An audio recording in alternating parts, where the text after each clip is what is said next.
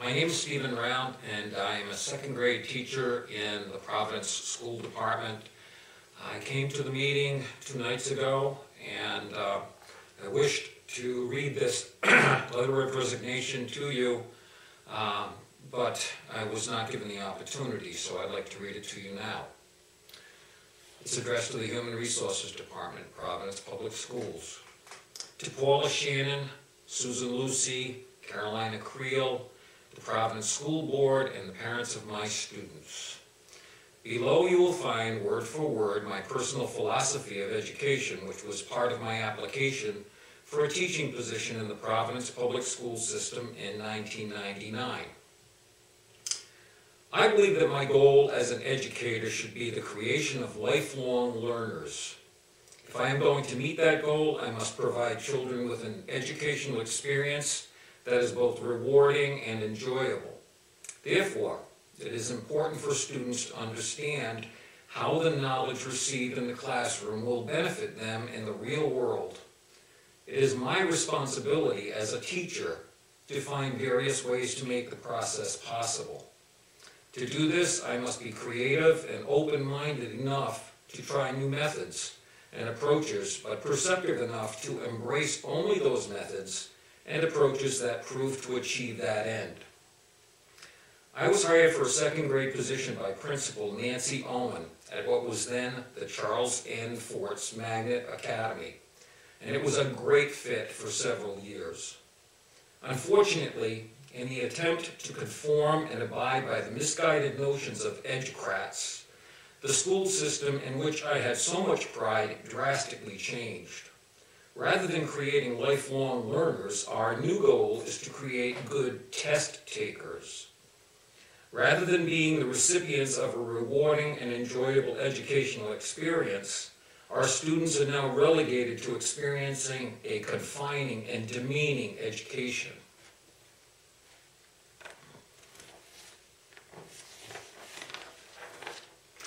Let's take a look at their typical day.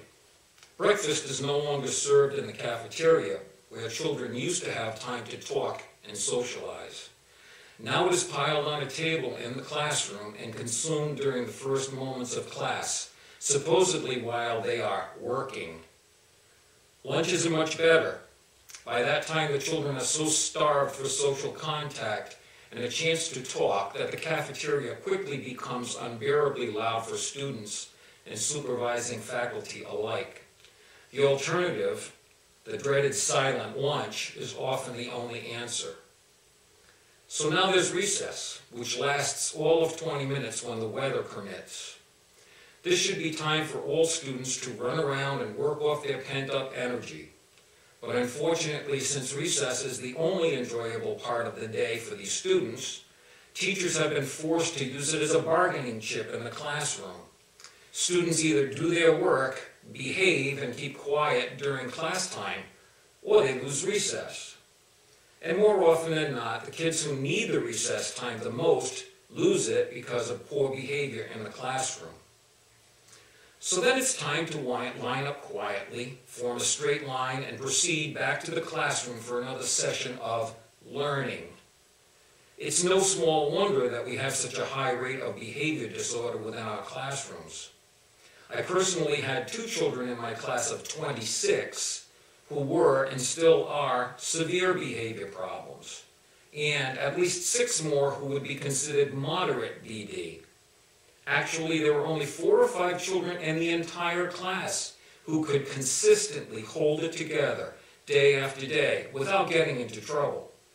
My hat goes off to them. And as for the classroom experience itself, any type of fun activity is gone. Classroom pets? Gone. Parties to celebrate birthdays and special holidays? Gone. Gone.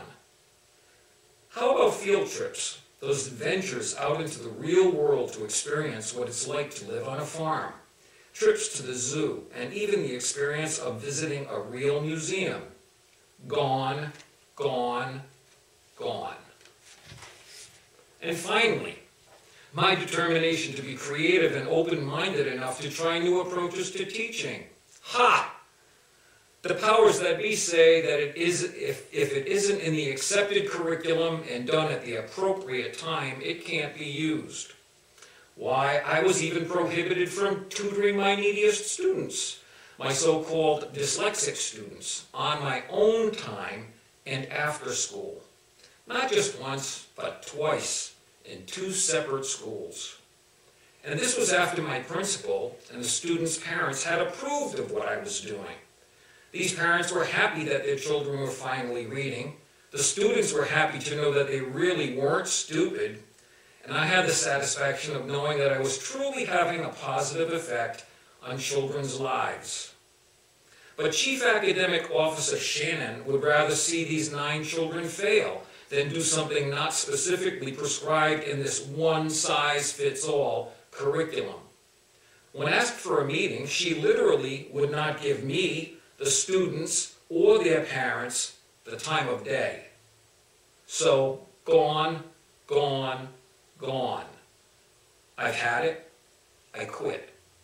I would rather leave my secure $70,000 job with benefits and tutor in Connecticut for free than be part of a system that is diametrically opposed to everything I believe education should be. Thank you for listening.